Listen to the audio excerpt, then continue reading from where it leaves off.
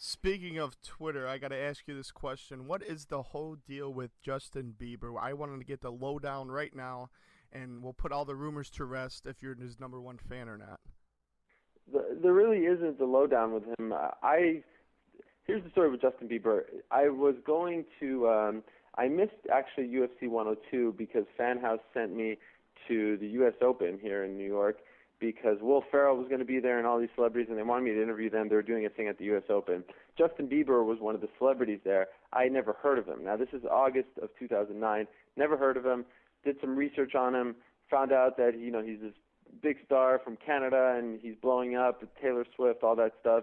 I was like, wow, this kid's pretty impressive. Then I met him and I interviewed him, and I thought he was even more impressive. Very mature, kind of funny, and I just liked his style. Then I started getting more involved in Twitter, and I noticed that every single day he was a trending topic. No matter what was going on in the world, he was always a trending topic, and I thought that was incredible. That's something to be proud of. So, I just kind of wanted to give the kid props. A lot of people hate just to hate, and just because he's a pop star, just because he's a young kid, whatever. And that's just my way of giving him props. But I'm kind of off the Justin Bieber thing. If you noticed, I haven't talked about him in a while. More people ask me about him, I don't know, for some reason, than I talk about him. So I feel like I gave him the rub, and now it's his time to do his thing, and I'll leave him alone. Maybe Fan House has to send you to another event with Justin Bieber in the house. It would be great if we can sort of come back together and talk now that I actually know about him and know what he does and know all his songs off by heart. But it's funny, like even there's fighters now, like Ulysses Gomez. He came out to a Justin Bieber song recently. So the Bieber fever is spreading. But like I said, I feel like I did my part, and now it's his turn to take the ball and run with it. What advice do you have for someone that is just starting, like myself, and becoming a successful MMA writer slash interviewer slash journalist in this day and age where a lot of MMA blogs are going out there and news sites are popping up every day? Yeah, well, I would say, like I said, 2.5 years ago, I had no website. No one knew who I was, et cetera, et cetera. I didn't jump in with a new site. You can't expect with an existing site. You can't expect for, any website like a Fan House or Sherdog just to hire you if you have no experience. So what I did, and this is the great thing about, the era that we live in, I started my own blog. And the even better thing about the era that we live in is that a lot of the athletes that we cover, MMA fighters, are very accessible. When I started, Twitter wasn't even around, but Facebook were. So every day I would send out like 30 messages on MySpace to every fighter out there, and a lot of them replied. You'd be surprised how big the names were that replied.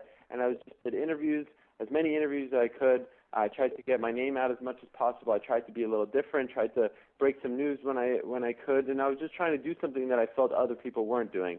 And that's my biggest advice. Just, hustle, get your name out there, and try to talk to the fighters. Just set up a website if you don't have one, and a lot of these guys want publicity, and they want to do interviews, and people pick them up, people read them, and you'd be surprised who reads them. So don't just sit around and copy-paste what other people say and think that people are going to come to your blog. Try to get out there, try to talk to people, and that's what's ultimately going to get you noticed. You're doing a great job of that. You're talking to people, you're getting your name out there, and that's what people have to do. No one's going to come to you and be like, oh, yeah, you know MMA, I should give you a job. You have to make it happen for yourself. Mm-hmm. All right, Ariel, one last question for you.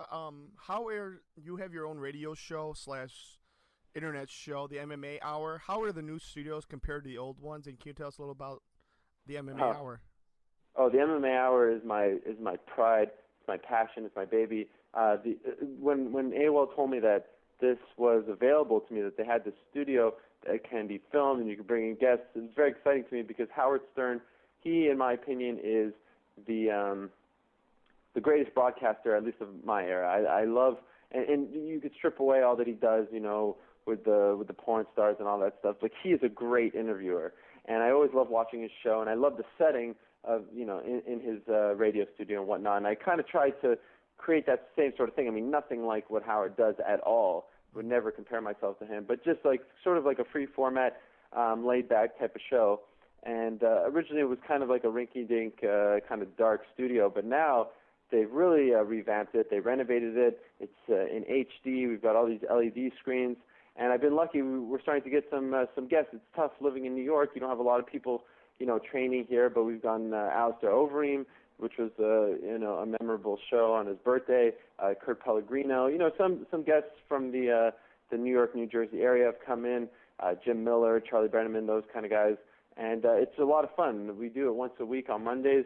I want to do it every day, but they have a lot on their plate, and it's not just devoted to us. Mm-hmm. But that, to me, when people come up and say they enjoy the MMA Hour, that's a huge compliment, because I've always wanted to do a radio show, and sort of like a live one where people can watch as well, like Howard, and for people to like it and to check it out and subscribe to it, download it, whatever, means a lot. So hopefully people can check it out. It hasn't really blown up just yet, but I feel like in the last month or so it's starting to get more and more noticed.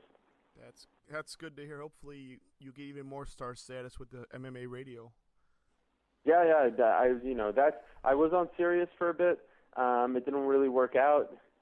Perhaps there will be an opportunity in the future, but I think that's one thing that hasn't really been conquered yet. Obviously there's internet, and now there's television with Inside MMA and MMA Live, but MMA radio, there aren't really that many shows out there on terrestrial radio or satellite radio, so that's something that I'd love to do in the future. Definitely. Ariel, thank you very much for your time, and how do we stay in contact with you on Twitter or Facebook or anything to stay in contact with you and follow your great interviews and write-ups? Well, on Twitter, it's twitter.com/Ariel Helwani, ArielHelwani. Facebook, it's just my name if you want to contact me there. And, MMAfighting.com and Versus.com as well. And I try to respond to everyone. And again, just want to thank everyone for the support, and also want to thank you for taking the time out to interview me. I really appreciate it, Ted, and I wish you the best of luck as well. I appreciate that, Ariel. Thank you very much again for your time, and have a great day, brother. Thanks, Ted. You too.